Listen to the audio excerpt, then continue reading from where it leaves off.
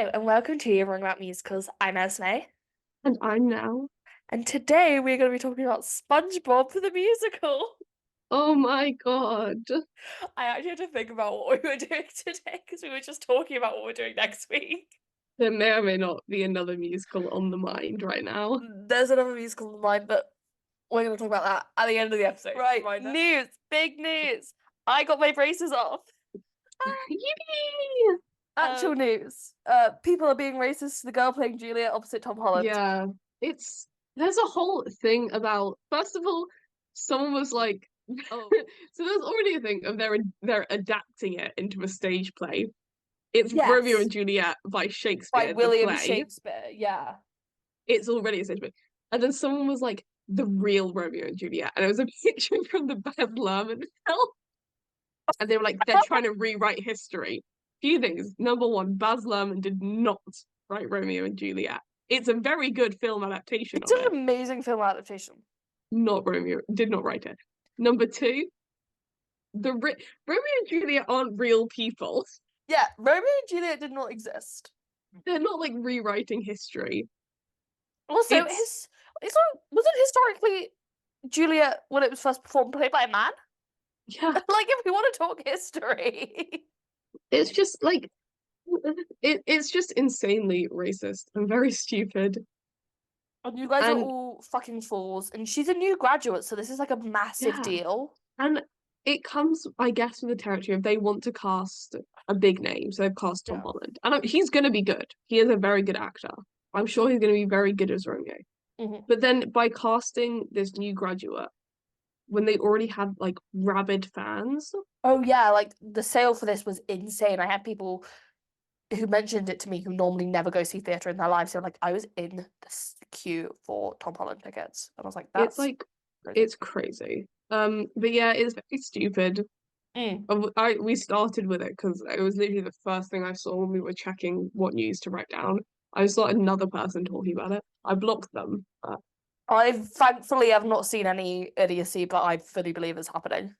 Yeah. There is no doubt in my mind, unfortunately. This is happening. Something fun. Something fun moving away from that. Under the Shields! It's gonna be a ballroom cats. He's like old Deuteronomy. Yeah. It's incredible. We genuinely, me and Esme might need to fly out to see it. I love cats. And I love Under the Shields. Love you, Under the Shields. I just want to say, part of the news, there was a Star Kid announcement. We talked about it last week. They were gonna announce a new show. Yes. We were right. It will have been announced by the time that episode was out, I think. Yeah. They announced it. It's called Cinderella's Castle. It looks really, really good. I feel like buzzing. Yeah, it looks incredible. But I just saw that they posted, here's a handy map to track your journey through our latest Kickstarter campaign. We'll be hosting 5 live streams throughout the coming month, filled with activities, previews, behind-the-scenes info, and more surprises. Join us live on YouTube. So go back them. I love Star Kid. This might be the year we buy the digital ticket. This might actually be the year that we buy the digital ticket. We'll finally fucking do it, because we've been talking about doing it for about 5 years. Yeah. We buy the albums. We just don't buy the tickets. Yay. I love Star Kid. The Olivier Award performances have been announced. Very exciting. Yeah. In a kind of weird way. First, the list of who's going to perform. It's basically everyone we thought it was going to be. So let me get it up. It's Operation Mincemeat, like Hadestown Guys and Dolls. Next to Normal. Next to Normal. There's a special big tribute little thing. Oh, the Little Big Things. A special tribute thing from the Australian Groundhog Day that's on right now. Yeah. But I was gonna say, it's like the same cast. It's Andy Carl. It's just Andy Carl. Maybe some others went across. No, I think it's literally just Andy Carl. Is it okay? It's Andy Carl. He's always in it. Yeah, and A Strange Loop. And if I had to A Strange Loop.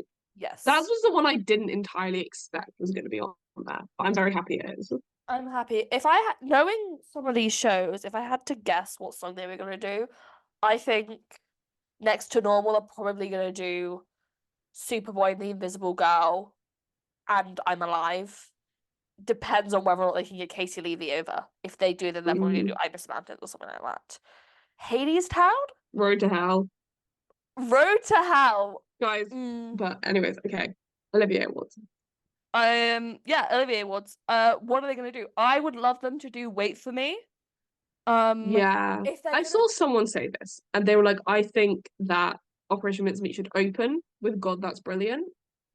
I was like, Okay. I hate to say it, but that is like a good idea. That's a Yeah. very upbeat. They were saying Natasha Hodgson. Oh yeah. I've learned their names. Natasha Hodgson should go out and because you know her opening line is Mm-mm. ladies and gentlemen, welcome to MI5 or whatever the fuck she says at the beginning. I don't, but She yeah. has a line like that and then it opens up and it's all the agents bustling around. Basically, they're saying she should go on stage and say, ladies and gentlemen, welcome to the Royal Albert Hall. And then, Yeah. God, that's brilliant. Or Yeah. no, Born to Lead, that's a song. And I'm like, I think that's kind of a fair idea. They're very upbeat, they're very fun songs. Yeah. I'm not against that. I think basically, Okay. I think every single musical that's performing has a song they could open with. Oh, But except I for also Next to think Normal. They shouldn't. they probably shouldn't, but They shouldn't I mean, they open. all probably they all have really clear songs that they can do, and I think any song they choose to do will be good. Or But will Hannah okay, Waddingham want to do her own opening number? well, she might. I think that'll be fun too. I think she did that last year. Yeah, I could see her doing that again. Mm. The thing, okay, so they announced it as a list first. Back to this, Oh and then they yes. put out like a video. Oh yeah. Every other musical had like a clip of someone of It's either like like clips from the show with the yeah, music over like playing over top, or like a clip of them singing it. like a normal advertisement A footage. normal kind of thing. And then Operation Mincemeat, it came to their little bit. And first of all, they had like a producer tag at the Yeah. beginning. It was like Operation Mincemeat. They did not sing. They just had a list of like 5 stars, 5. Also, did you guys know that outside the Operation Mincemeat Theatre, the Fortune Theatre, they have an extra large, like what do you call it? Like the prop up billboard thing Yeah, like to a just little say all of their 5-star reviews. yeah. Guys, we went to the theatre this week. Um, So we went to the theatre this week. We hung out yeah. together. And by the way, the extra large billboard, nothing against Operation Mincemeat. It's very funny because we saw the like little billboard thing and we were like, oh, they've got a thing just showing all their 5-star reviews, and we kept walking a bit closer. And I was like, it looks a bit bigger It than looks like an average massive. one you'd see. Yeah. And then we kept getting closer. I was like, that is the same height as me. It's bigger than you, I think. It is not. It's not like 6 foot. It's really Anyways, basically, Operation Mincemeat had a weird little part in this video where they didn't sing. They just had a producer tag and then a list of all of their awards, and then it Yeah. moved on like a strange loop. Mm. On the topic of mincemeat, how do I phrase this? It's Um, been licensed, I yeah, guess. so someone has It's acquired the like it's rights to it. Concord. It's like Concord. Concord Theatricals. They're American, I think. Yeah, I think it. If I check. Because they have the rights to SpongeBob. That's how I know, because I was looking at it this week. Yeah, Concord Theatricals Yeah. acquires licensing rights to Operation Mincemeat. Yeah. Yeah, which is just, it's not weird. I wasn't expecting it. I was And we were like, saying also it's kind of early in the show's life for it to have amateur rights come it's out. been around since like pre-pandemic. Yeah, but normally they would milk the professional runs for as long as possible before. Well, Esme, I hate to say this, I know. but have you seen the ticket prices?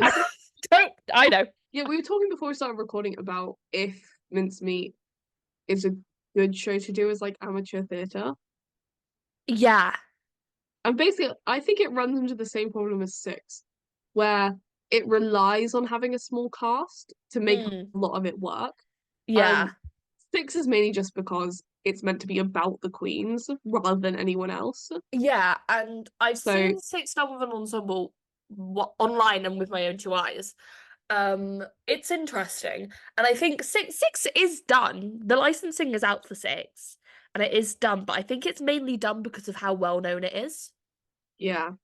And honestly, I think the thing with Mincemeat is, for me, one of the best moments in the show is the end of Act 1, in Just for Tonight, where you have the actors constantly switching between the government officials partying because their plan has gone off successfully, sailors basically holding a makeshift funeral for Glyndor Michael, who they found in the container and are sending off. And it's this very stark contrast. And I think part of the reason why it's so impactful in the show moment is because it's the same actors switching. It's not like you see one group of people partying and then they go off stage, and the next group comes in and they're really sad and then they go off stage. It is literally the same people swapping back and forth. And you think, how can you be doing that? How can you be so happy while that really sad thing is going on? Or how can you be so sad when this really happy thing is going on? And I think a lot of the show, both the really impactful bits and the emotional bits, as well as a lot of the comedy, relies on the small cast just switching characters within themselves. It is very impressive to watch.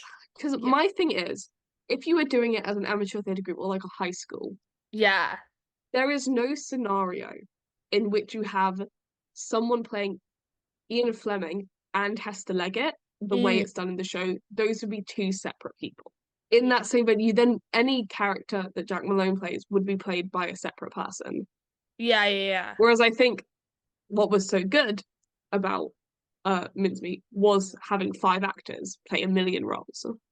So I don't see it being an incredible like high school show. I think it's definitely the kind of show you could do as an amateur group. I can see groups doing it. I just don't know if it will end up on that year-end list. It's kind of, like when you see a show and you're like, oh, high schools are going to do this. Like with Spongebob, which we're about to talk about. About to is a strong word. I'm looking at where we are on the news list.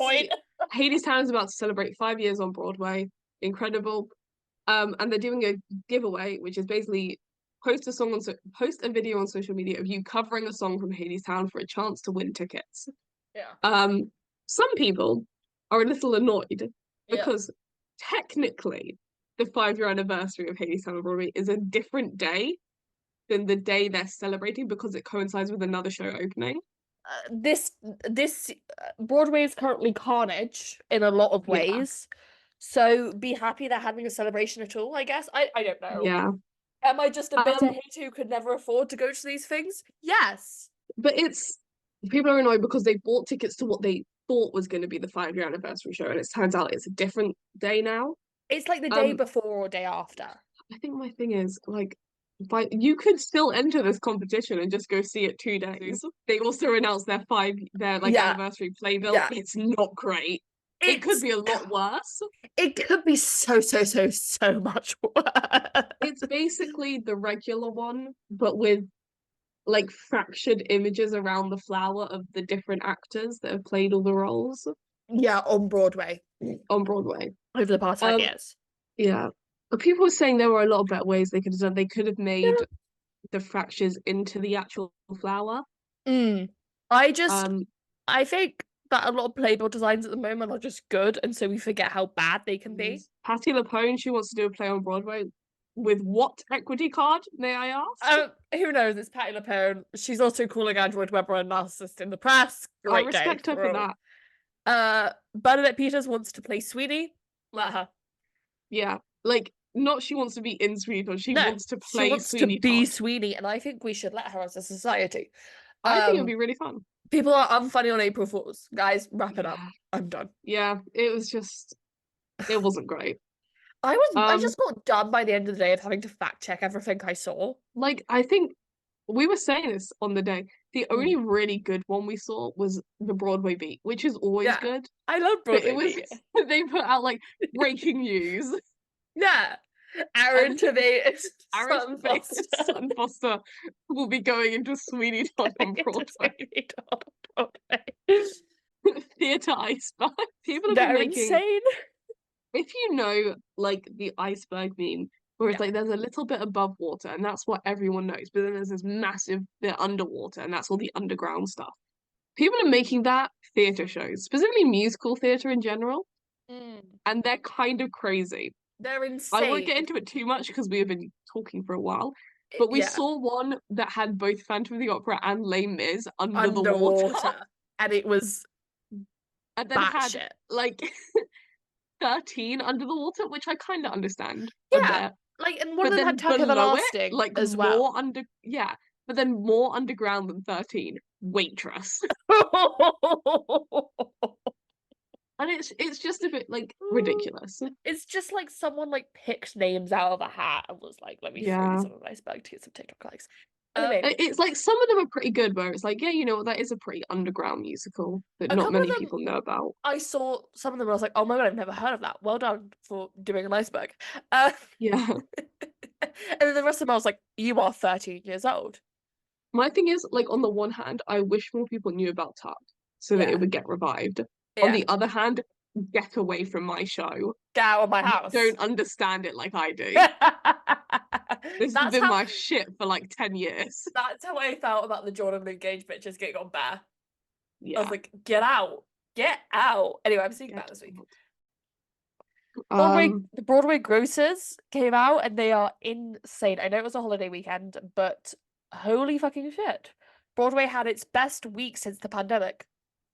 That's crazy. It is crazy. And everyone said, I mean, who knows what's going to happen later on, but a lot of shows at 100% capacity is a good thing. Wild times. Great comment, I set think once the designer. Tony noms are out, it's gonna go crazy. Oh, I keep having to remind myself that like Tony cutoff is 20 days away. Yeah. And once the noms, because people love to go and see Tony nominated shows. Do you want to do the Gatsby stuff Can I yourself? do Gatsby Corner? Yeah. Gatsby I'll Corner's time back, you. Hold on, wait, I'll bitches! time you. How long do I have? I just want to see how long you'll talk for. Okay. I Okay, don't think three, that long. two, one, Because go. I do want to get started up. Gatsby Corner. So, big news. Gatsby on Broadway is starting performances. They were giving out signed books. Like, everyone got a book, but some of them were signed. It looks amazing. Yeah, so excited for the cast recording. That stage door looks like fucking hell. Be nice. What else do I say about Gatsby on Broadway? Yeah, love it. Enjoy. So, Gatsby at ART now is starting to heat up. We're starting to see the two Gatsbys start to compete. So, great comment set designer Mimi Len, I believe is her name, has been confirmed to be doing ART Gatsby. I think I saw this on the Sweaty Oracle months ago, and so when I saw someone talking about it, I was like, oh, this is news. And then people tried to get tickets for it, but it crashed the site because there were so many people on the site at the same time. And they did say that ticket prices were high for this. And it is unusual for tickets to go on sale for a musical and them not have a cast out. But people are excited. The jokes were good. And yeah, I think that's Gatsby Corner done. 1 minute 14. For the amount of Gatsby news I had, It's pretty good. You could have said a lot more. I could have said a lot more. They leaked the cabaret set. Thank you, Americans. Thank you, Americans. So in the UK, like this production of Cabaret, you're supposed to cover your phone, and like there's a sticker on your phone that you put on it. And they've done this in the UK for the entire run, and I've not seen. There's been no mass sharing of what the set looks like. I think I've seen it like once in passing, I've but never never seen it, properly. and I've not. And To I've be fair, not, I didn't look too hard. and I've kind of got a bit looking because at one point I was like, someone must have leaked it. Like, yeah, like when it first opened, I was like, someone's not followed the fucking rules and done it. And I was even like to my friend who saw it early in the run, I was like, has like any did you like all follow it because he went with his school? And everyone was like, yeah. And everyone's like really, really good about it. So I was like, oh fuck, man. One performance in America. Someone took a picture. It looks sick, by the way. It looks insane. And as two people who cannot afford to go see Cabaret, I really want to go see it. we salute you. There was an interview with Aaron Tveit and Sutton Foster. Yeah. Oh my god. Who are currently in Sweeney Todd, in case you didn't know. Yeah. And they were just really vibing in it. It was just a really good interview. Yeah, I think I've seen excerpts of it because again, my Twitter thinks I love Aaron Tveit like that. Like I like Aaron Tveit a normal amount, actually. SpongeBob is a musical conceived by Tina Landau, a book by Kyle Jarrow, and original songs by. Everyone take a very deep breath because this is a long old list. God. Original songs by Yolanda Adams, Steven Tyler, and Joe Perry of Aerosmith, Sarah Bareilles, Jonathan Colton.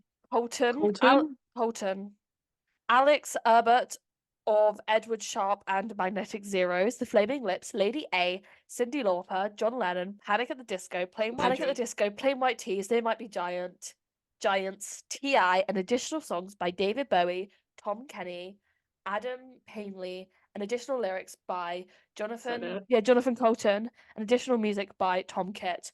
What a fucking It was great. I remember when list. this was announced or when it came out. I Yeah, was like, Jesus Christ. that's It's insane. it's a crazy list. Yeah, and somehow Tom Kitt really is a genius for getting it all to work. Yeah. Anyway, so the first mention of a SpongeBob musical would be when Wayne Coyne would say on his Twitter, doing some lyrics for SpongeBob musical, maybe as high as a star. Thanks, dude. And that was the first mention of SpongeBob the Musical. What a way for it to enter the public lexicon. On the 25th of February 2015, an upfront at an upfront for Nickelodeon, they would announce plans to put the popular character of SpongeBob into a Broadway musical. They would perform Bikini Bottom Day at the upfronts. In a write-up, it would be said that execs were reassured that the SpongeBob and Nickelodeon theatricals series that are on the way, but perhaps a case of brand extension coming from the sponge out of water. COO Sarah Krishblom Levy introduced the off-Broadway debut of the inhabitants of Bikini Bottoms. Attendees got a taste of the live action and musical in largely uncostumed characters. The preview left the audiences thankful with their parentality were too old to control them into someday footing the Great White Way underwater excursion. I've included a photo here of something that I could find, and it looks similar to what SpongeBob the Musical would go on to look like. I think it's, like the original Six costuming. Yes, yeah. It was I feel like it was like that, where it's just kind of stuff you'd find in a clothes store. Like a lot of amateur productions of SpongeBob now look like that. Yeah.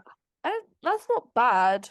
It would be weird if they invested how much money they would actually invest in the SpongeBob musical just for this upfront performance. Yeah. Another write-up would say Nickelodeon are also developing a musical based on the cartoon for the potential of a Broadway one. Aerosmith have written a song for it, while David Bowie will contribute an old song. There is no word yet about when it might premiere, if ever. It's not definite. We're still workshopping this show, but we think it has great potential. Again, that would be the COO saying that. On the 31st of August 2015, they would announce that SpongeBob was Broadway bound. So, I was thinking about this. I was like, wow, this really did come together very quickly. However, when you have a pre-existing character with pre-existing personalities and a world to play in, it wouldn't take you too long to come up with a plot. And then also, even if you're not employing 1 or 2 or 3 people to write the music, you're employing, I think the list is something crazy like 15. Yeah. More than that, probably. To write the music. So, and if they're all writing one song, then that's not too hard. Yeah. It's very expensive. Oh, yeah, but they got that corporate money. Yeah. It would have its premiere stage debut in 2016, with it planning to open in the 2016-2017 season. I saw that and went, oh. It's just, they didn't, which is the good part. But in that moment, I thought, what if they did? It would have flopped. They would have got completely drowned out by everything, all the other nonsense occurring. Yeah. At this point, all of the creative team would be announced. I'm not reading that off that list of names again because it is insane. Tina Landau saying, I was drawn to this project not only because of the wild theatrical possibility, but I also felt drawn to SpongeBob at his core. It's a layered, hilarious ensemble comedy. SpongeBob himself is, of course, the center and a beating heart, an eternal innocent in a sea of cynics. He is also a classic underdog hero, and our production sets him on a hero's journey with real stakes, all while retaining the show's trippy humor and irreverence. basically saying we're not doing cartoon characters. So I think a lot of people's first thoughts when, oh, SpongeBob the Musical was that they were going to be, those foam almost. Like the mascot costumes from the Yeah. parks. Yeah. That they were going to be in them, but they were very adamant that they were not going to be doing that, which was the right move. Oh my God. Yeah. That would be terrifying Yeah. to have to look at that for like 2 hours. SpongeBob was not 2 hours long. Oh, it might have been actually thinking Yeah. about it. SpongeBob long ago transcended the TV screen and became a pop culture icon, inspiring everyone from kids, families, and artists, pro musicians, pro athletes, movie stars, fashion designers, social media mavens, and even the president. I think this was during Obama. I don't think Probably. Trump. Actually, knowing Trump's past social media history of just saying the most random stuff, he might have tweeted about SpongeBob at one point. I don't think he did. He got very into Robert Pattinson's breakup with Kristen Stewart. Oh So yeah. who knows? Like I think I read in an interview, I believe it's this one, I shouldn't pull the quote. Tina Landau said the reason why there's so many different musical artists was because in the SpongeBob movie, it almost felt like a mashup of all of these different Mm. styles. And she wanted to recreate that for the musical, and so did it by having the score written by a ton of different people, which I think is quite Mm. smart. Because when I first went into this, I was like, I know I had a ton of people writing on it, but I don't know why.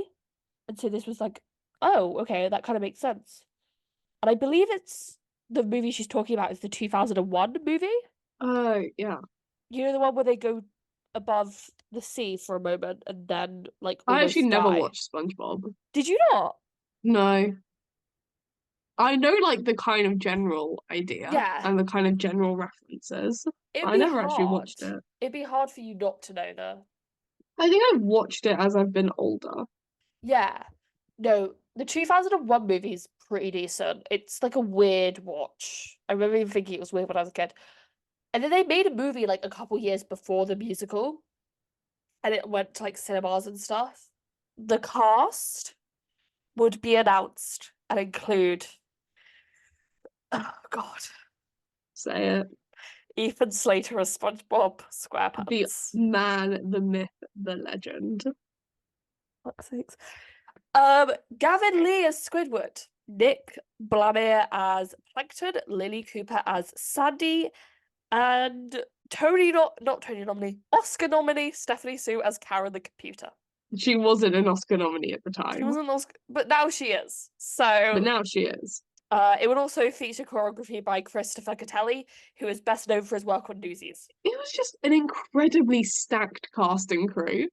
Yeah. Like every single part of it, when I'm like, oh, this person like works with it, this person was in it, I was like, why? What about SpongeBob drew you in? That Nickelodeon money. Okay, actually, when was the cast announced? What was the date? 2016. This was Ethan Slater's big break.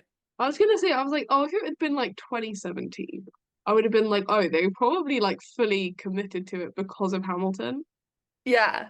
But just because of how long production had been going on for, like if you're like it's like everything started in 2017 and they put it Like, on within a year, I'd be like, well, obviously Hamilton. Like yeah. that's why Panic at the Disco was like, yeah, I'll write a song for SpongeBob because of the success of Hamilton. I'll be But it collecting was those like sweet, sweet royalty 2015. checks. Yeah. It was 2015. Lynn had performed it once for Obama, probably. Yeah. And Brendan Urie was like, nah, fuck it. I'm into SpongeBob. I'll write a song. I think that's how it happened. And then people were like, yeah, I liked SpongeBob as a kid. Let me write a song for the Broadway musical. And then I can collect those sweet, sweet royalty checks. That's how I've been paying them.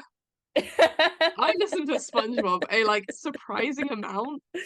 We were talking about it a couple of days ago, and I forgot how much is the SpongeBob musical like I actually listened to. It's a good Like musical. I forgot. Because yeah, Like it's once I was talking my like online friends, the ones who were really into Newsies and got me into Newsies, mm, were also really into SpongeBob the Musical. checks out, yeah. And I remember talking to them about it, and I was like, I don't know.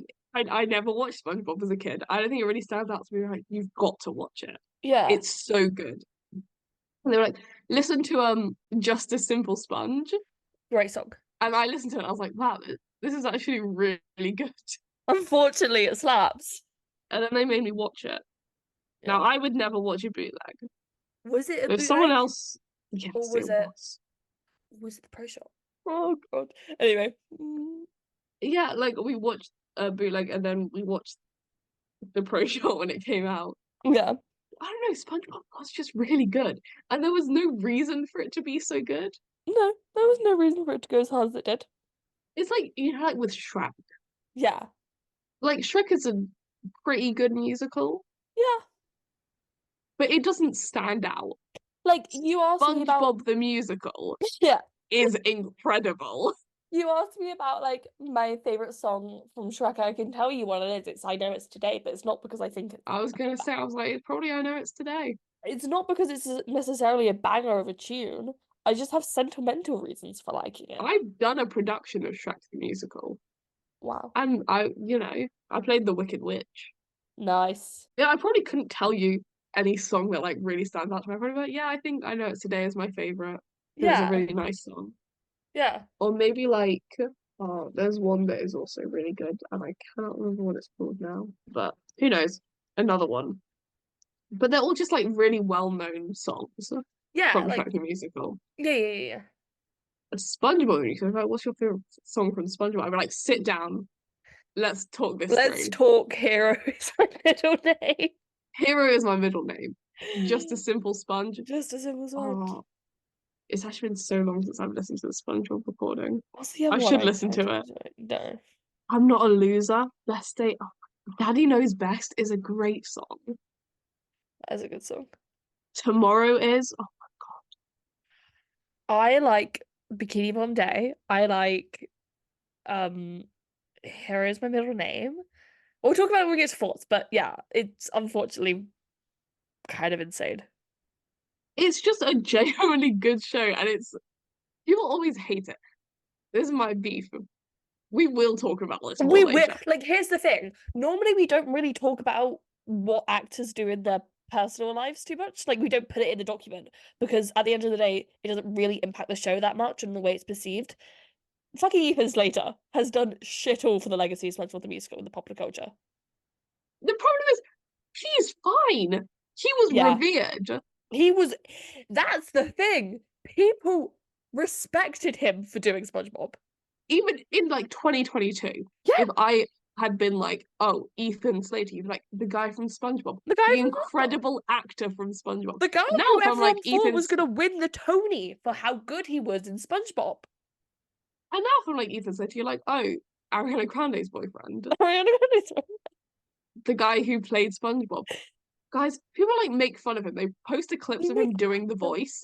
Yeah. Guys, Also, do you know how impressive it is that he's actually doing that voice? and sings in it. Sings in it. And the physicality, like, okay, you can be like the SpongeBob musical is dumb and stupid. Fine, fair enough. You can think that. It kind of You'd be is. wrong. Like, there's an argument to be made that it kind of is. Yeah. However, you cannot sit there and say what he is doing on that stage is not physically impressive. There's like a jump he does right at the beginning, Yes, I know exactly what. which is genuinely incredible to watch. I feel like during not a simple sponge, he's like hanging upside down and belting that song and Yeah. doing the voice. And someone posted it on TikTok and were like, Ariana, what the hell is this? And it's like, that's impressive. I don't know. What is this? Ariana, what is If he was conventionally attractive, if I posted a video of Mike Feist doing Oh that, my God. you would eat it up. But because it's Ethan Slater Even and he Slater. commits to the bit. Commit to the No bit. offense to Mike Feist, love him to death. Love you, Mike. But he would not have played SpongeBob. He was too tall, first of all. Sorry, I really like SpongeBob the Musical. Michael Riedel. Let's hear what Michael Riedel has to say about the SpongeBob musical. Oh, Michael Riedel would say, after knowing people who'd seen the workshop, they said it reminded me of the Bugs Bunny cartoons. 8-year-olds will love it, and the 38-year-olds will pick up on stuff and get a kick out of it too. Produced by Nickelodeon. The $18 million. Insane, but makes sense. Like a lot of you can tell a lot of money went into the SpongeBob musical. I mean, yeah, like they roller skate in it and stuff. Yeah, and the The set, stage. The lighting. The pre-show. They had a whole ass pre-show. I think as well. Okay, can I ask this? Yes. The 18 million, Mm-hmm. what does that properly include? So that will include, I think, the purchase, like how much they had to pay that list of songwriters for it. Because that's what I was gonna say. Like a I lot, was a like, chunk of that that. list, if Yeah. that's coming out of the 18 million, this show was maybe 10, like £10 to put on. Yeah. How much did they have to pay David Bowie? It's Because like, David Bowie himself gave approval to this. Like it was right before he died. Rehearsals begin next week in New York before it heads to Chicago next month for a tryout in June. Nickelodeon executives are confident enough in the prospects that they're meeting with Broadway theatre owners to see if they can line up a house in the fall or at least the next spring.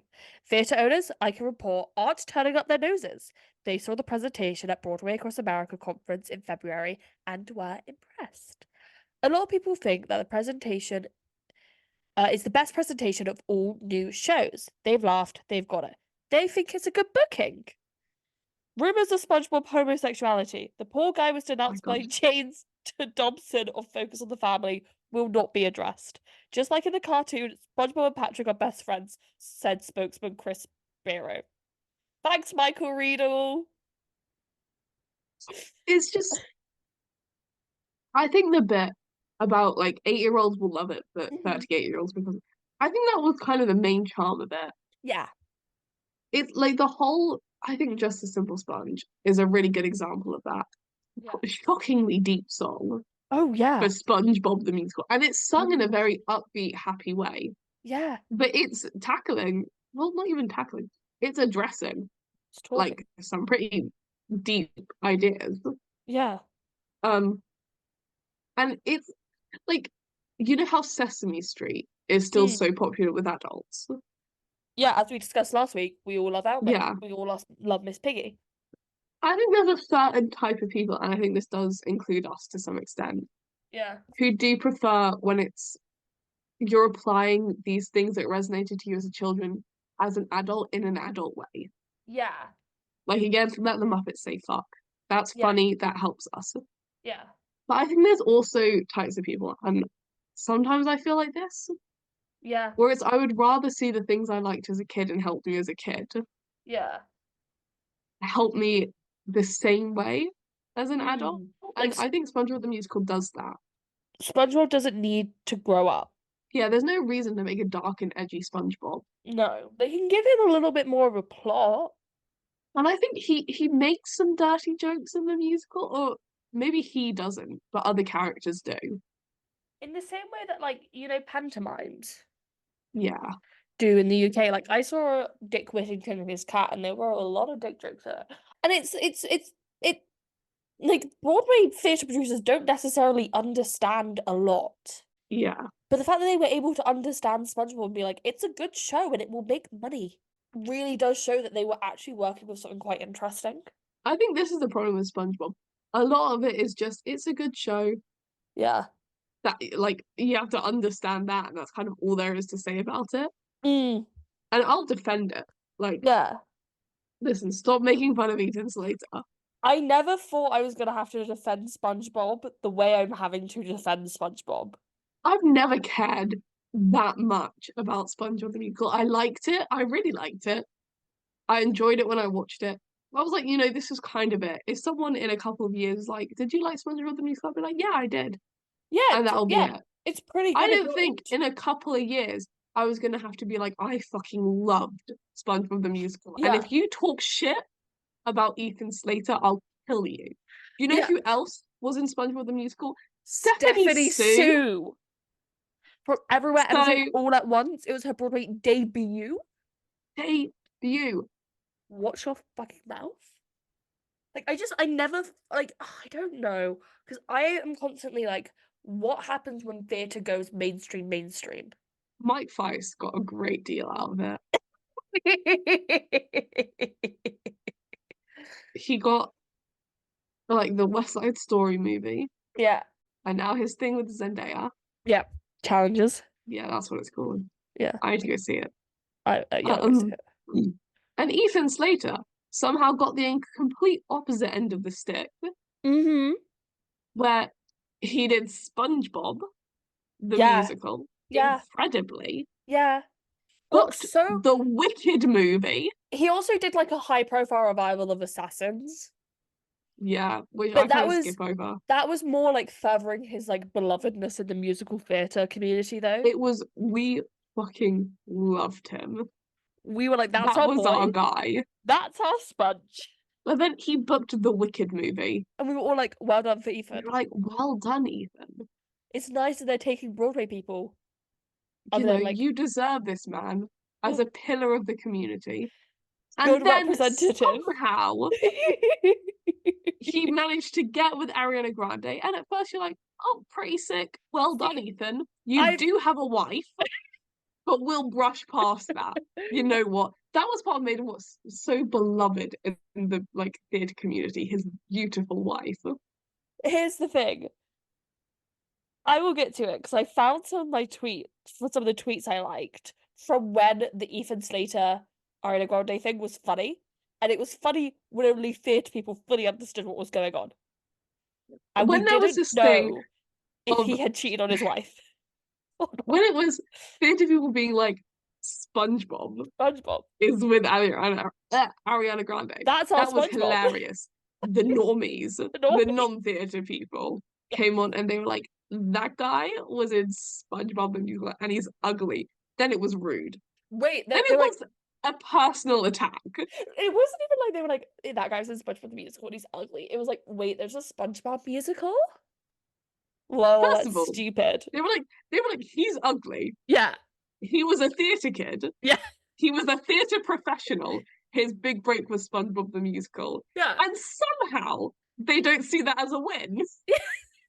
To have like a full-on conversation with my friend explaining the lore of SpongeBob the Musical to her because she's like a deep Ariana Grande fan and she was like, so this SpongeBob musical, like what's the deal with it? I was like, oh, like Ethan Slater's beloved. She was like, It's what? great. We found out on the train to Newsies and we were No. like, this is hilarious. We were like, my first response was, oh my god, this isn't real. Where were we actually? We were Were we sat on on the train? Wembley Way.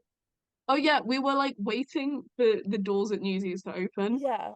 Esme lets out this massive. Everyone around us turns to look because Esme near screams. I went, and then it went, no, no, no, no, no, no, no, no, We're no, like, no, what? What no, happened? Are no. you okay? Is everything I all like right? literally had to like show it to you and be like, what is going on? And you'd think that all of this press would be good for SpongeBob the Musical. Yeah. But no, No. somehow people weren't fans. Viral TikToks were made of taking clips on morning shows out of context and being like, Ariana, what is this? And I just want to say as well, those morning shows are filmed at like 4 a.m. Exactly. And they And did a he was performance. giving it his all. They did a performance that night and they're gonna do one tonight, maybe two. We we as a community never needed to come together more than when Ethan Slater was being slandered and we failed. There's only so We many were guys so with blinded by how funny it was that Ethan Slater was dating Ariana Grande that we missed our chance to unite. And with that, we were weak. And we let everyone else okay. attack us. And now we have to pretend Should like the I SpongeBob actually musical was bad should I actually when it's read not. should I read out some of the funny tweets I found when I was going through? This was from Oh when it was God. funny. Concord Theatricals tweeted out, so they own the rights to SpongeBob in an amateur capacity. Best day ever, and it was just a photo of SpongeBob, like Ethan Slater as SpongeBob doing the jump. Imagining Ethan Slater meeting Nicki Minaj. I have them all linked as well. Someone quote tweeted themselves from 2017 saying, so the original tweet says, I am ready in brackets to fuck a sponge. To fuck the sponge. And then they like quote tweeted it and said Ariana Grande on set of Wicked. Broadway Beat called a staff meeting, so you know it's when Anytime Broadway Beat calls the staff meeting. you know it's gonna be a good joke. I think that was the first time I ever saw them tweet it live. Like I like refreshed my timeline. It was like 2 seconds ago. It was like all everyone caps. staff meeting now. People were making Sutton Foster and Christian Borle and Laura Bell Bundy jokes. See, that's funny, but in like a dark way. That's like edgy humor. That's funny in like community way of like, this is funny. I can see this and know exactly what you're on about. Not surprising Ariana ended up with Ethan Slater. She was in the original cast of 13 when she was 13. Exactly. This is bigger drama for Ethan Slater than the Tony backflip drama. Like, these were the jokes We will we get were into the making. Tony Black backflip Backflip drama. These were the jokes we were making, not the jokes you heathens are making about how he looks weird. Someone went, this is bigger discourse than who should have won Best Leading Actor. Takes me back to 2017 Tonys. 2018. We're in 2018 now, baby. Well, no, takes me back to it. The same level of drama. Oh, yeah. I feel like we were just bored by that point. We just wanted discourse. God, I've got to find it. It was a while ago now. It took me like half an hour, but I was determined because I was like, these jokes used to be funny. Like, these jokes. I'm not going to go through my likes. I just wanted to prove to myself that this used to be funny. I love when stuff like this happens and every single person I knew from 2018 to 19 B-Way Twit comes together like a high school reunion forged on the death of a classmate. It kind of feel like that. It's formatted as though the beginning of an essay. As a SpongeBob SquarePants the Broadway musical fan, one of my favorites from the day was if you guys hadn't talked about nepotism so much, Ben Platt would be Bok in the Wicked movie and we wouldn't be in this situation. Hi, my name's Ben Platt. My dad's Mark Platt, the producer. But here's the thing. All of those jokes, not once are we saying the SpongeBob musical was bad, because it's not. We're just pointing out the absurdity of this situation. It's just funny. It's just good, clean fun. And I'll tell you this right now, we are making the exact same jokes about Mike Feist right now. Oh, yeah. Like, on mainstream. But if in a couple of weeks someone says, what the hell was Mike Feist doing? Singing about Santa Fe. I will start throwing hands. Guys, we cannot fail again. It was like when Stephanie Sue went to the Oscars. We were all like, we're so happy for you. Holy shit, she was in Be More Chill and SpongeBob. That's our go. But guys, if they find out about Mike Feist in Newsies and they start making fun of Newsies, not of Mike Feist, they love him too much, but of Newsies. He's white boy of the month. Guys, there's no scenario where I have to go out in public and pretend like Newsies is bad. I'm not doing that. I can't do that. I can do it with SpongeBob. I talk to a random person in my seminars and they're like, I don't know, I'm saying like, I like your Ariana Grande sticker. And they're like, thanks. This has never happened, by the way. It's happened once, actually, but there was a whole conversation leading up to it. They're like, thanks. Did you hear the news about Ethan Slater? And I'm like, yeah, SpongeBob the Musical sucks. I can do that. I can swallow my pride, but I shouldn't have to. In this day and age, I should be a proud SpongeBob lover. This should have been our opportunity to make SpongeBob the Musical mainstream. And we failed. We were too busy with our little jokes in our little corner because we were like, who's actually going to care too much? Who's going to look into this too much? Who's going to care who Ethan Slater is? Like, that's just, like, we were like, it's Ethan Slater, who cares? This is funny. We care. This is only funny to us. This is only funny to us. And then we went to the Barbie movie, and the next day everyone was like, what the fuck is SpongeBob the Musical? And I was like, it would not have an ending until very late in the process. I was reading a article from I don't actually remember which one, but it's linked, where apparently they were doing a run through in like the basement of the theater, and they were like, and then the ending happens, and they just didn't have one, which I think is a lot more common than you think. Like, it's very theater to be like, we'll come up with one later. I think the ending they come up with is good. Makes sense. Yeah. It's not like the endings of some shows where you're like, yeah, they just needed to wrap this up. Yeah, I feel that way about, I don't know. I kind of feel that way about Bear a little bit, where they're like, do you guys just need to wrap this up? You've created so many plot lines where you're just like, and then this happens. Show's over. Anyway. So I feel that way about Cats. Like, a lot of Cats feels like this could have ended 20 minutes ago. All of Cats. And I feel like you're struggling to figure out where the end should be now. So it just keeps going. Andy wants to charge you extra for admission, so you have to stay longer. Did you see the thing that was like Andrew Lloyd Webber hated Cats 2019 so much? Became a dog person. He went out and bought a dog after being a cat person all his life. Proud cat person. Yeah, he was a big cat person. Loved him. Now he posts about his dog 10 times a day. Variety would say about the show in Chicago, I believe it's in, The commercials calculation is challenging. Clearly, the core audience is young tykes and parents who tag along for safekeeping. If that's the sole ambition, then the show only needs minimal adjustment. This is just a tryout, so I think it is different than the one that went to Broadway. But there is a desire to entertain the adults more deeply, make it more potentially palatable for young teens, and generate a level of buzz that could counteract the certain cynicism that is this type of endeavor inevitably attracts. It's a very solid, artistically admirable foundation that needs a slight shift in worldview, which is basically saying it's a decent musical. It's just its first version, so it needs a couple changes. Yeah. I think as well the idea of it is pretty hard Yeah. to sell SpongeBob the Musical as anything other than it's SpongeBob. Yeah, he's on stage. He's on stage. He does an insane jump and some crazy singing. And some cool acrobatics. And they have him do the sound that he moves is also on stage, which is just mind-blowingly impressive to me. Yeah, like Squidward's one too.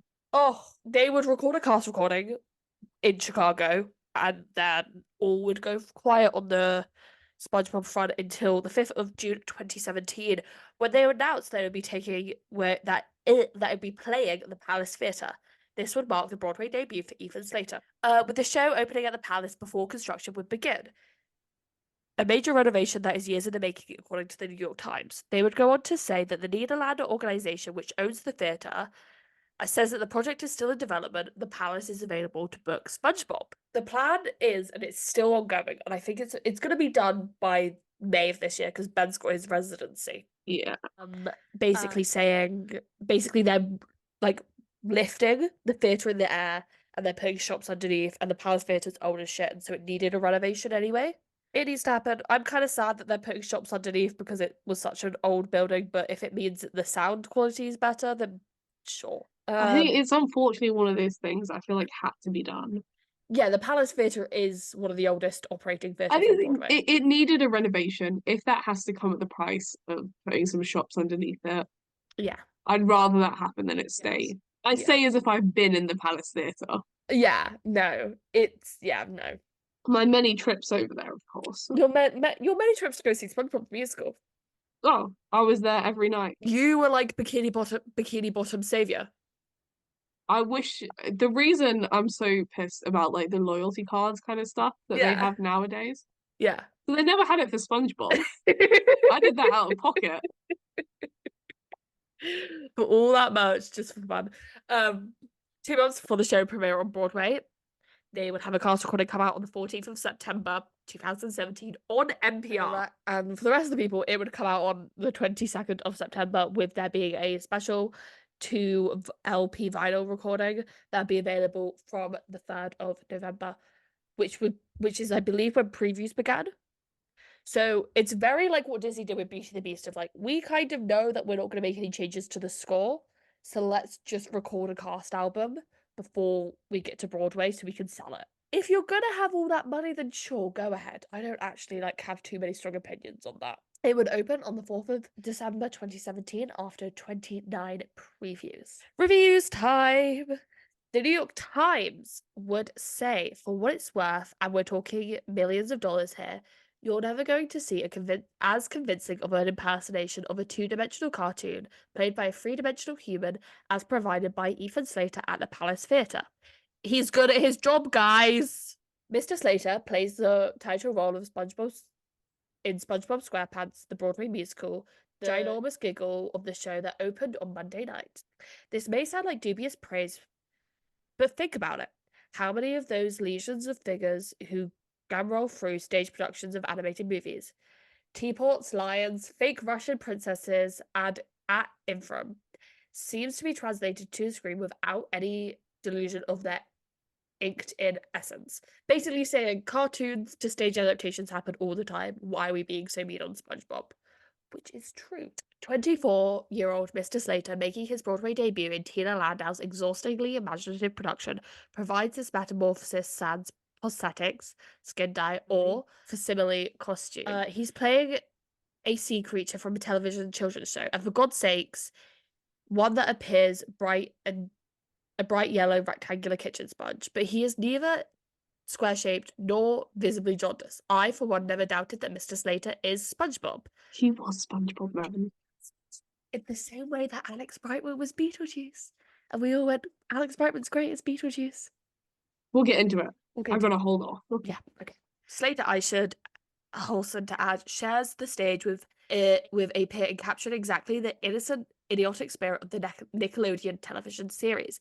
In other words, you will probably adore this musical if A. SpongeBob was formative influence in your childhood. B. You are a stoner who tokes up and watches reruns of the show on YouTube. Christopher Catelli's choreography in his sexually ambiguous ensemble, Genders Blur When It Is Wet, is pervasively brilliant, suggesting pristine movement through breakdance voyaging gestures instead of expected swimming motions. But no one snatches Mr. Slater in convincing the physicality of life in aquatic. That was gesturing at the camera. There was never a point in my life when I thought I was gonna have to become an Ethan Slater defender. Like, I was like, there's, he deserves it, sure, but I'm never gonna need to do this. Yeah. But here we are. Because, like, I thought everyone who was always going to know Ethan Slater was just going to respect his work. I think a lot of people didn't like SpongeBob the Musical.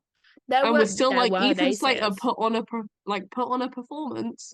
I understand why he's in contention for that Tony. And I'm sure there were people who like fucking hated him. Oh yeah.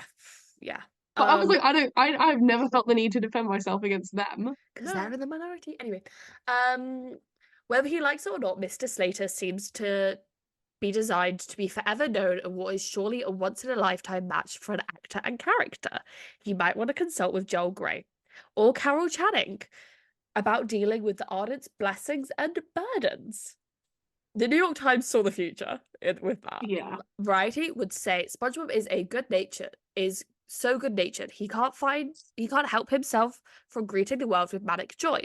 But he can't ignore the enormous, serious threat to the very existence of Bikini Bottom, the undersea volcano called Malmus that is threatening to blow. That is a lot scarier than any of the problems that arise in the TV show. But this is Broadway, and things tend to get inflated. Here, infatuation surfaces in the score. Instead of working with a composer and lyricist, Landau, in an adventurous spirit of the Steppenwolf director, has shackled the show with individual pop songs written by individual songwriters. But it's not as much of a gimmick as it seems.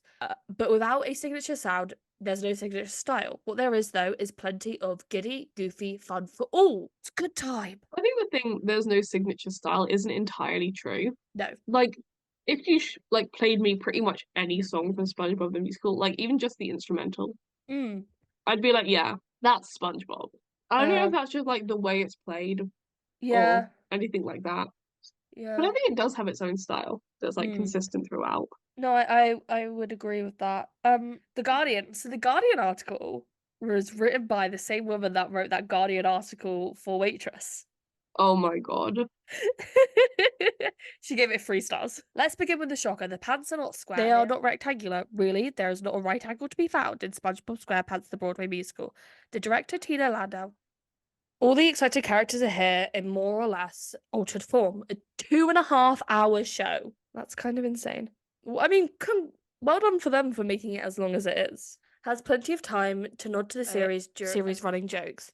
The most exciting sequences arise when Landau puts the cartoon's plot aside and concentrates on delivering sugar shock visceral pleasure. This raw bar of composer makes for a lack of musical cohesion. And with the exception of the purpose-built introductory song by the folky genius Jonathan Colton and Ragtag Score, the Ragtag Score has the book writer Carl Jarrow swimming full out to work the songs into the story. He does it, though, often at the expense of the narrative drive and character development. Elements that more conventional books, musicals, songs should supply. SpongeBob benefits from a cheerfully hyperactive performances, including a grinning and incongruously muscled.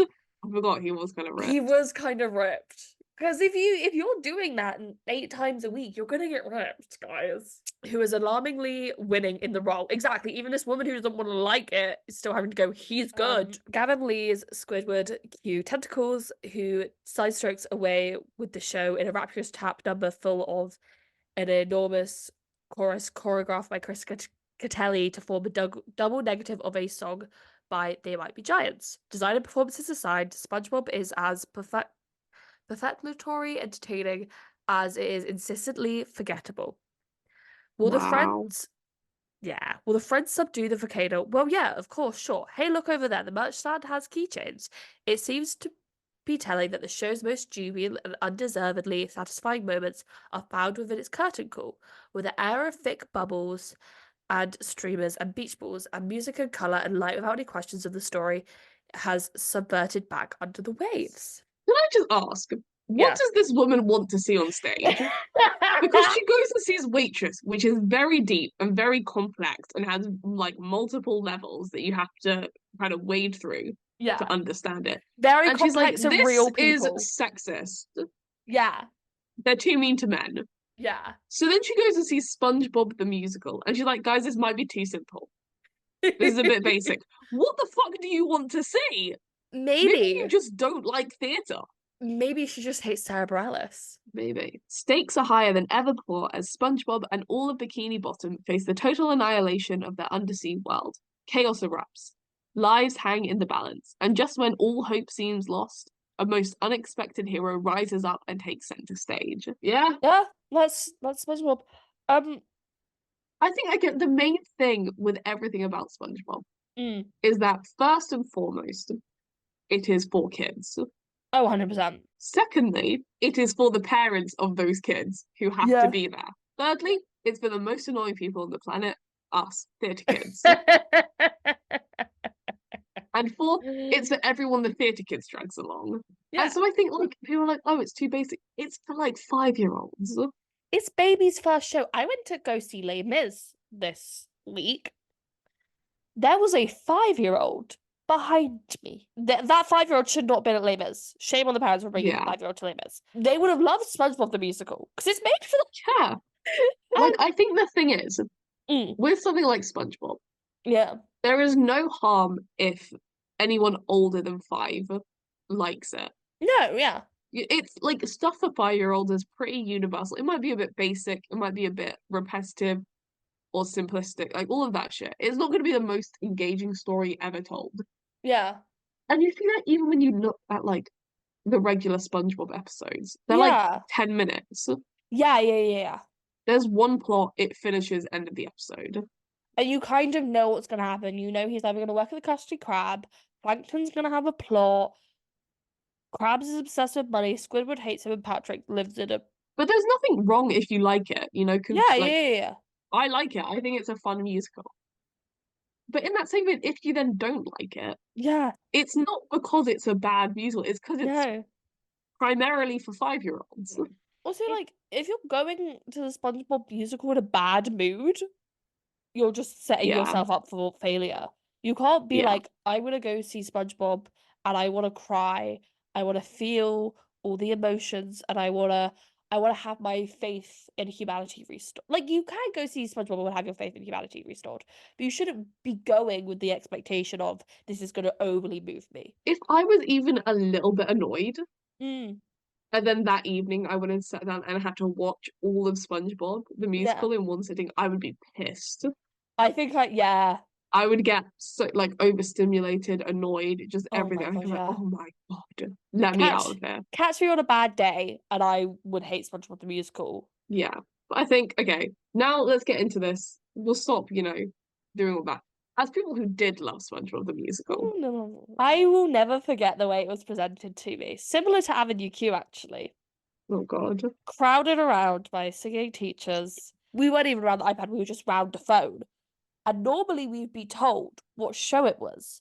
But this time it was, I'm going to play you guys this song. Who could guess first where it's from? And it took us a while to figure it out.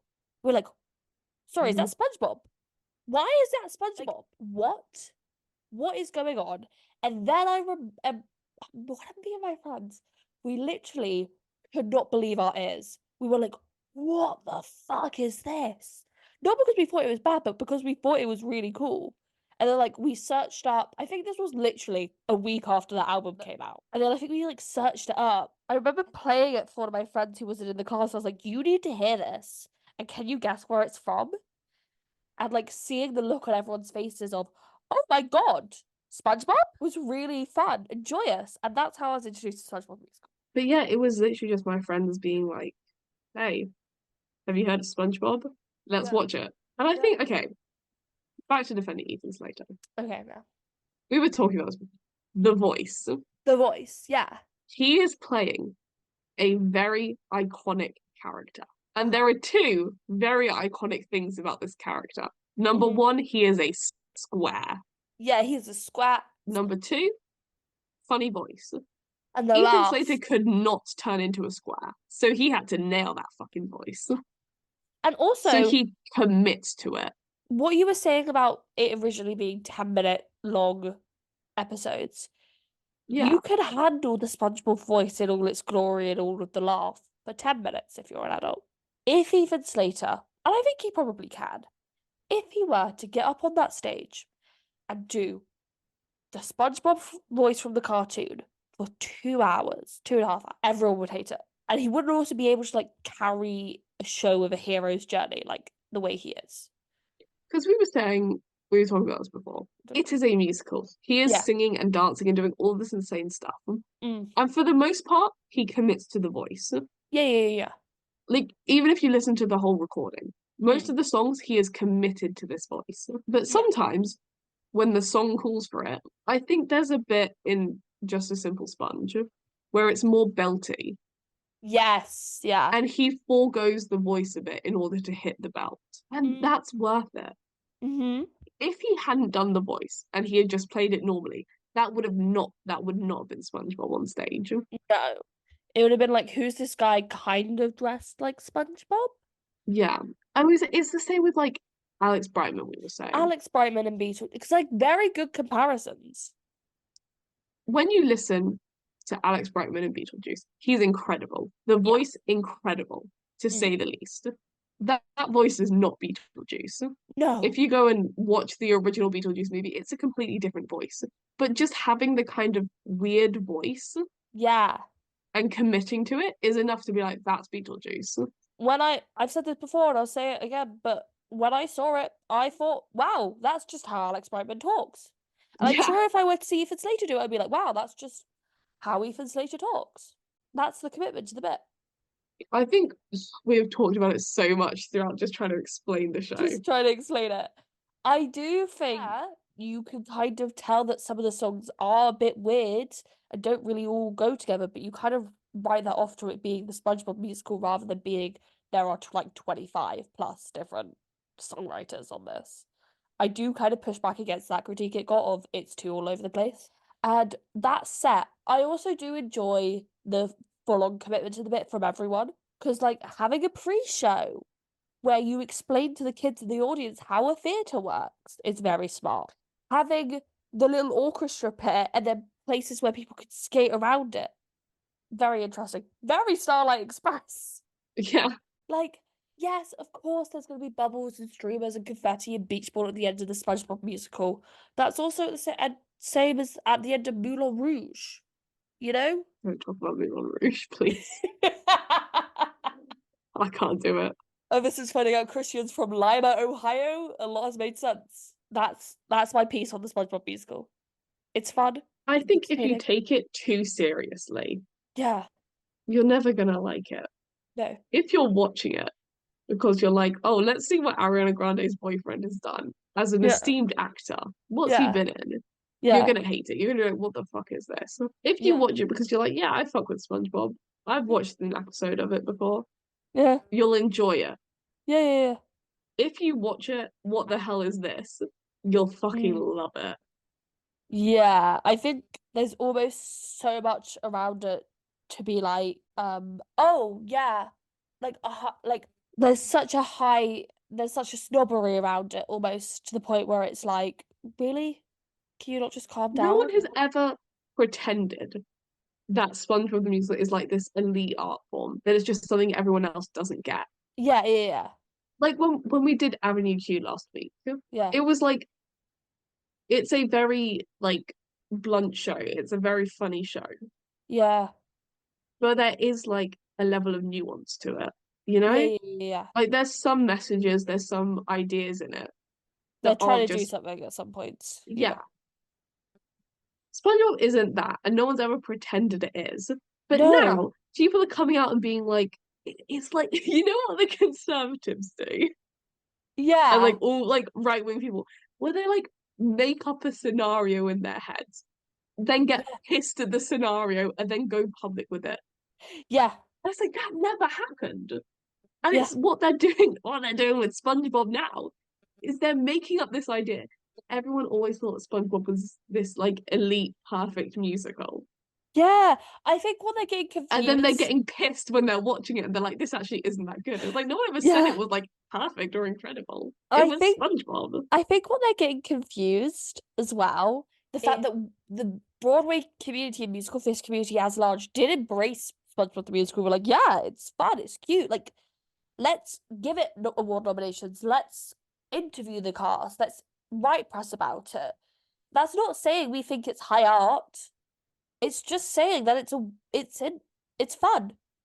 I think the thing was the reason SpongeBob was so well liked Mm. and like got all these nominations and stuff, again, is like what you were saying, isn't because it was this incredible piece of art. Yeah, yeah, yeah. It was just objectively an incredible performance. Yes. Like everything from the characters, because again, when you have these really well-known characters, trying to bring them to life in a way that isn't just impersonating them Yeah. is difficult. And they like every single person on that stage does it perfectly. To like the stunt, I don't know if you call it stunts. I guess you would. They were stunts. Like the stunts, the dancing, the choreography, all of that.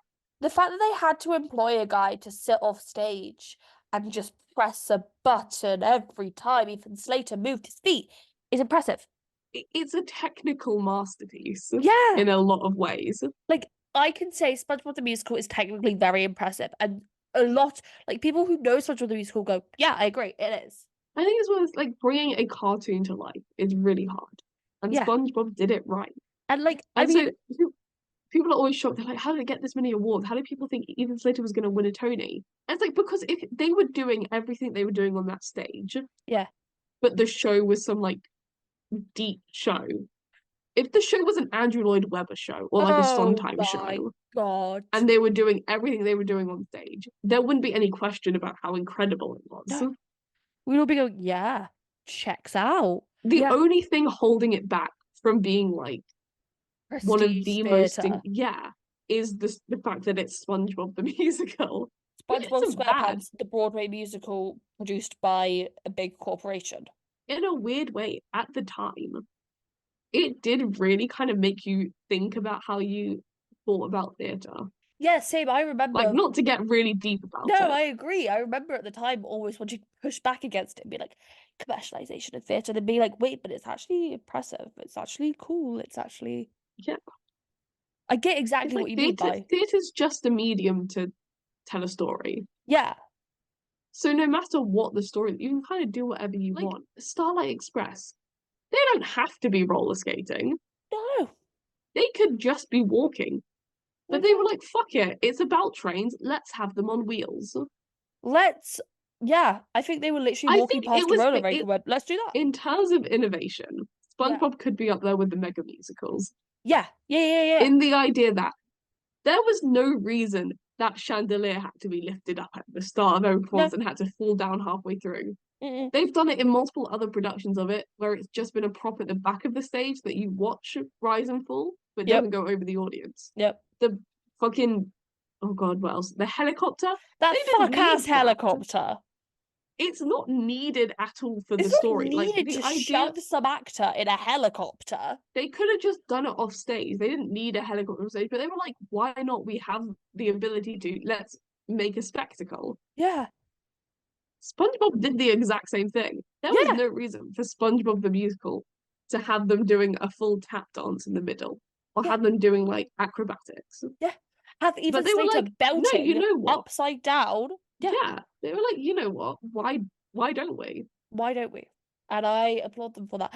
And I also think maybe our quick embrace of SpongeBob the Musical allowed for another musical that will come out the next season to be embraced by them as well.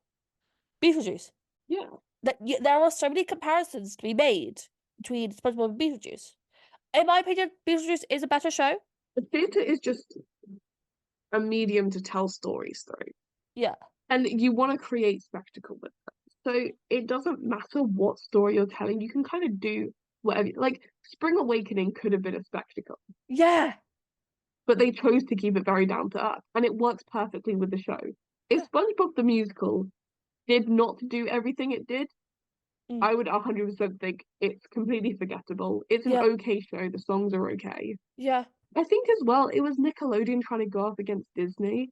Yeah, Nickelodeon had seen the continued success of Disney for years and were like, fuck it, we're gonna do it. SpongeBob on stage. And I think they just like went all out with it. Like they were like, yeah, we'll hire every songwriter under the sun. Yeah, we'll do like stunts on stage. And I think like there's this whole we talked about it a lot earlier on in the podcast. I think we kind of stopped more recently. Mm. But we used to talk a lot about how there's always been this idea theatre is very elite. Yes. Yeah. And it has to be these deep stories Yeah. with like this beautiful elegance on stage. And I think SpongeBob was kind of like, nah, fuck it. Yeah. Put a kid's cartoon on, Like, do like everything as much as we can, yeah. Like and it'll still be a good stage show. the season before, you had for Best Musical a show about social commentary and whatever the fuck David Hudson was doing. Um, a show about kindness and in the face of tragedy being come from away, not David Hudson, despite what it tried to market itself as, and Great Comet, which was as prestige as theatre gets in some respects. Duking it out. And Yeah. then the next season you have SpongeBob the Musical with its exorbitant and unabashed. I think a big part of like why I'm trying to put words to it. Yeah. I think it's a good show. It doesn't take itself too seriously. It doesn't expect anyone else to. No. It might have been Amelie. Yeah. We've done a little run of kind of fun, whimsical shows. Of just shows that are fun for the sake of being fun. That's changing Yeah. next week. Yeah. But I think like these shows that are just like, yeah, why don't we? Why not? And I love it. I really like SpongeBob the I like Musical. social musical. Be I'll nice. defend Ethan Slater, I guess. Like within my circles, I can make jokes about Ethan Slater. Yeah. To normies, no. Awards season. So here we go. First time talking about 2018 awards season. Out Critic Circle's nomination because basically Bad's Visit was the prestige piece of theatre on Broadway this season. But Bad's Visit played off Broadway, so it wasn't eligible for Drama Desk for Outer Critics. So that means SpongeBob cleared up, baby. They were nominated for 11 and they would win 4, including Outstanding Musical. Same thing happened at Drama Desk. Every article would be like, Bad's Visit is not eligible. Bad's Visit, not eligible. Don't ask. It's kind of interesting.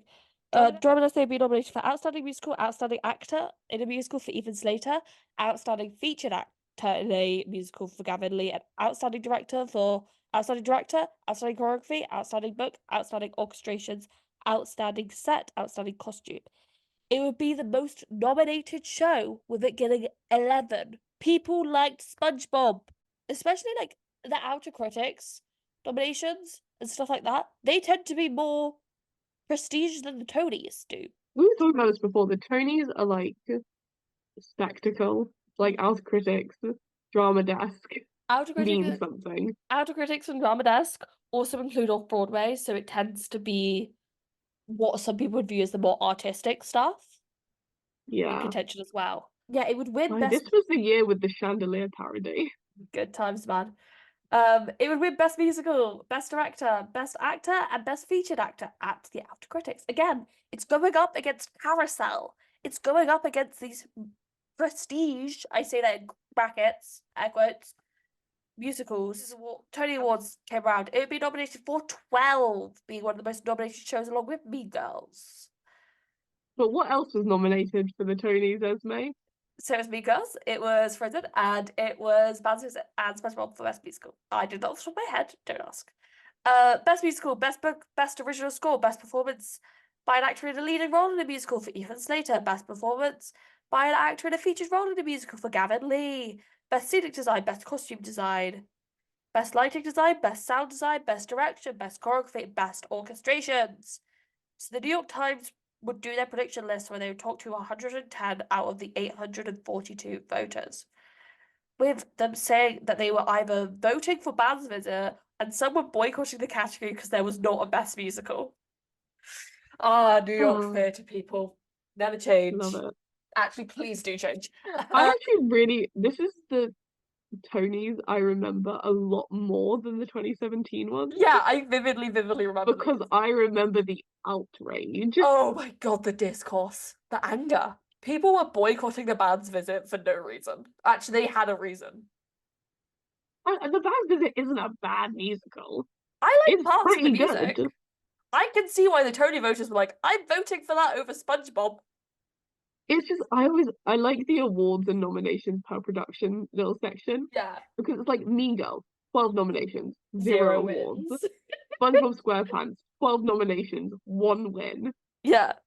Angels in America, Love Angels in 11 America. nominations, 3 wins. The Band's Visit, 11 nominations, 10 wins. This was when we started seeing the sweep really set in. Yeah. The discourse about the sweep. Oh god. Yes, they said for best actor, the musical, best actor in a musical, the race would be too close to call, with it being between Tony Shalhoub, Joshua Henry, and Ethan Slater. I still think he should have. I think you said it. Yes, they would win best scenic design, which makes sense. Like if you're going to give SpongeBob anything, give it scenic design. Yeah. Andrew Lloyd It Webber did a would very also. good job at making that like cartoony setting. It's hard to get right. Sorry, it's easy to fuck up something like that. Yeah. Andrew Lloyd Webber would also get a special Tony Award for lifetime achievement in the theatre that year. Hey, Esme, can you do me a favor? Yeah, Just go on, open a new tab, yeah, and then search out 2018 Tonys yeah. and go on images. I just want to see if it's the same. Oh my God, it's not. What? My one, when I do it, the very first picture is Andrew Lloyd Webber. Oh, I've used that photo of him before because he looks so weird in it. I'm trying to scroll through. A lot of Why, people when turn I up for the search Tonys. Ethan Slater, does Frankie Grande shut up? Show up? Oh, I got the one of him jumping. Oh yeah, what was the backflip stuff? Oh, Do you want to share about that? let me find a comment. This isn't like the Newsies thing where I just remember it very well.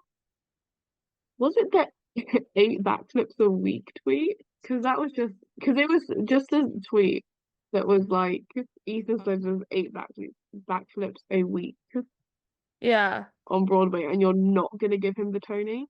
Yes. Yeah. No, I remember seeing that tweet going around again when that TMZ article came out. In July 2018, they would announce that they'd be losing their home on the 16th of September because the Palace Theatre would go the renovations of being lifted 29 feet into the air. After that, they would announce that they would embark on a North American tour in the fall of that year, with amateur licensing becoming available as early as 2019. The show's producers attributed the closing plans to the real estate developers to the plan. Basically, the reason why it closed was because of construction work that was supposed to be taking place. They basically got evicted. I Yeah. reckon in their contract with the theatre, there's probably a clause being like, when we're ready to start work, you guys have got to get out. However, the New York Times would suggest that it had been underperforming financially compared to other large-scale musicals. It runs the strongest during school vacation periods, with weekly grosses ranging from as low as $500,000 to last April's 1.5 million during Christmas week. That just seems like the fluctuation of a show during time. Anyway, Especially one that's targeted towards kids. yeah, I'm sure Nickelodeon would have known that when they would start out doing this or Yeah. something I like think it's the thing, often when people are like, oh my God, all these corporations getting into Broadway, yeah. it's like they think they're gonna be stupid about it. Yeah. It's like Nickelodeon and like Disney Yeah. aren't going in blind. Mm-mm. They're not just being like, yeah, we can put on a Broadway musical, let's just do it. Mm. They're researching it and studying it and figuring out, firstly, if it's viable, Yeah. secondly, if it's going to perform well enough to make a profit, Mm-hmm. and three, if all of that is worth it. Yeah. They would they have the assets to devote entire teams to doing this before anyone else is hired. They will be the first people hired to work on it. Yeah. Like, I think this idea of like, haha, got your corporation, your musical isn't doing well. You don't know Broadway. They can see the public records of grosses going back years. And it might very well be that their musicals do underperform for some reason, Yeah. and they aren't doing as well. And that might be because it's just a corporation musical, Yeah. which is fair, and that's something that they might not account for. Mm. This idea of, oh, the SpongeBob team didn't know what they were doing. Mm. There's fluctuations in their show's grosses. No shit. No shit, Sherlock. It's It's a show fluctu for kids. There's fluctuations in everyone's grosses. Anyway. In October 2019, they were announced to be filmed for TV in front of a live theatre audience, with original cast members returning to the role, including Ethan Slatter and Gavin Lee. This makes sense. Nickelodeon is the perfect place to put it on. What else is interesting about this is that it would be filmed in the UK. I remember that. I remember when they came over, we were like, "What the fuck are the SpongeBob people doing in Plymouth?" But It was why is filmed in Ethan Slater Plymouth. here? Ethan Slater's been to Plymouth. Kind of funny to think about. Yeah, it was remounted at the Plymouth Theatre in the UK in November of 2019. It aired a month later. That is because it is cheaper to film productions in the UK. Yeah. Yeah. Beetlejuice, if you're listening. That's why there's a rumor, and it's been going around for ages, that Beetlejuice is going to come to the UK for the purpose of filming. I need it to. Now, there's still a chance it could come to Drury Lane. I'm still holding out hope. I'm still holding out hope.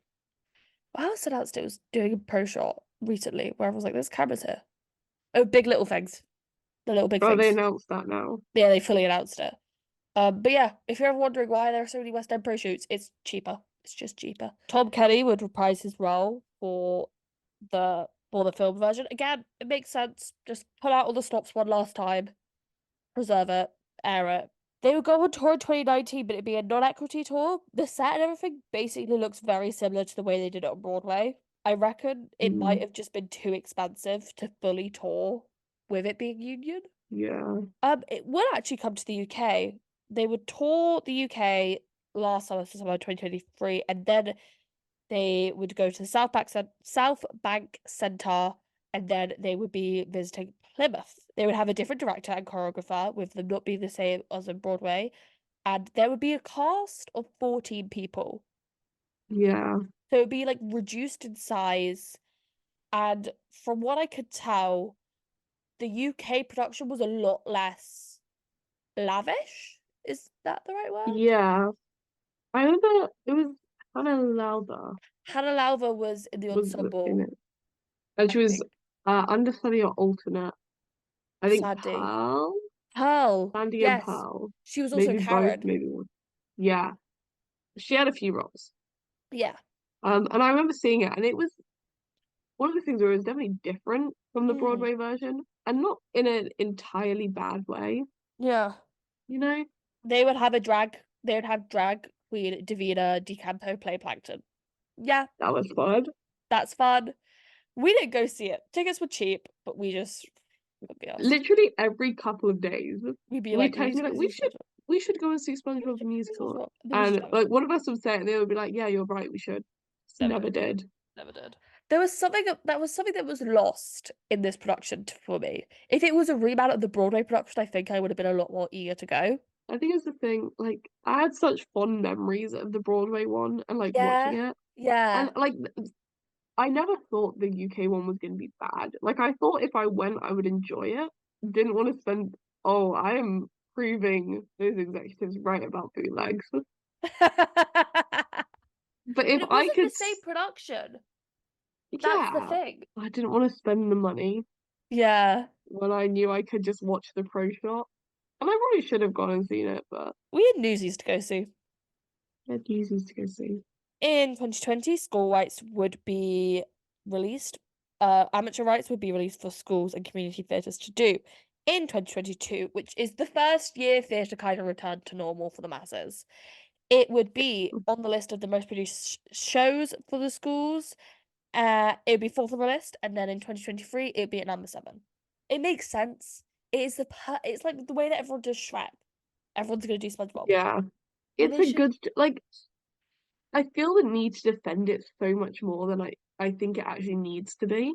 Yeah, But I think it's a good show. I like it. as I have written down, and now you people know about SpongeBob. Get out of my house. Yeah. You either accept that SpongeBob is a decent musical, or you shut the F up. So that's SpongeBob. We get to talk about something very exciting, and we talked about it at the start of the episode, but I've edited it out.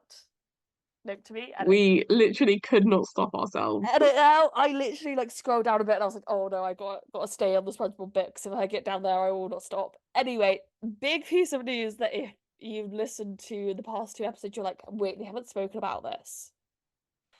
It's pretty obvious. Pretty obvious. We saw Hades Town. Oh my God. Oh my god. Yeah, we saw Hades Town. It was incredible. I need to go and see it again if and I don't again go if I and don't again. if I don't go see it again, I will do something drastic, but we're gonna keep it short here because next week.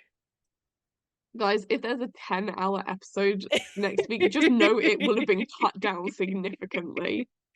Yeah, I have a so notes app on my phone yeah. that is just full of me like thinking about it. Next week it's Hades Town. We're doing it. We're doing it. It's gonna be a beast. Um, I feel excited. I feel scared. I have already started making notes on it. Shout out to New England blogs. They love Hades Town more than I do, actually. Brush up on your Chavkin history. Re-listen to our great comment episode because it's very important for Hades Town. I'm really looking forward to talking about Hades Town. Me too. Yeah, so many opinions and so many thoughts. And yeah, so join us next week for a very special episode. Oh my God. Follow us on social medias. Yeah, do all that sort of stuff. Leave us a review and get excited. Bye-bye. Bye.